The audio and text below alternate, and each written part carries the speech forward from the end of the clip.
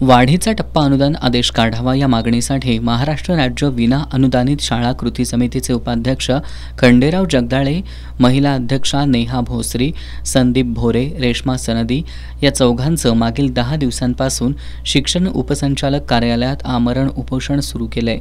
मात्र याची दखल घेतली नसल्यानं आज सर्व शिक्षक संघटनांनी शाळा बंद ठेवून रास्ता रोको आंदोलनाचा इशारा दिला।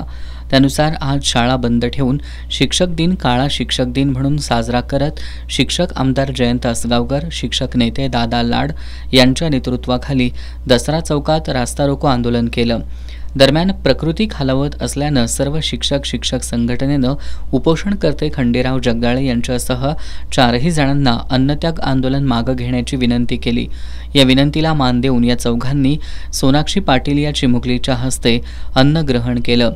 यावेळी बोलताना आमदार जयंत असगावकर यांनी शिक्षकांच्या प्रश्नांवर सरकार वेळकाढूपणा करत असल्याचा आरोप केला।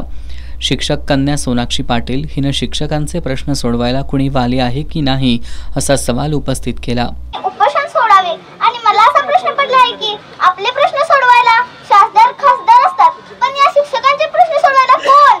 यासाठी मी शासनाला विनंती करते की त्यांनी लवकरात लवकर निर्णय घ्यावा आणि जगदाळे सरांना उपोषण सोडा अशी विनंती करते। खासदार धैर्यशील माने यांनी आंदोलनस्थळी आपला प्रतिनिधी पाठवून 8 ते 9 तारखेपर्यंत प्रश्न मार्गी लावू असं आश्वासन दिलं होतं। मात्र खासदार माने हे नेहमीच आश्वासनं देतात। येत्या 8 दिवसात निर्णय झाला नाही तर राष्ट्रीय महामार्ग रोखणार असल्याचा इशारा जगदाळे यांनी दिलाय। याचं कारण शासनानं 12 जुलैला घोषणा केली आणि घोषणा केल्यानंतर कोणत्याही प्रकारचा तो अनुदानाचा आदेश काढला नाही, मंत्रिमंडळ बैठकीमध्ये विषय घेतला नाही। त्यामुळं 26 तारखेपासून आम्ही आमरण उपोषण सुरू केलं आणि आज उपोषणाचा 11वा दिवस असताना शासनानं कोणत्याही प्रकारची भूमिका पुढे आणली नसल्यामुळं आज रास्ता रोको या ठिकाणी करण्यात आलेला आहे।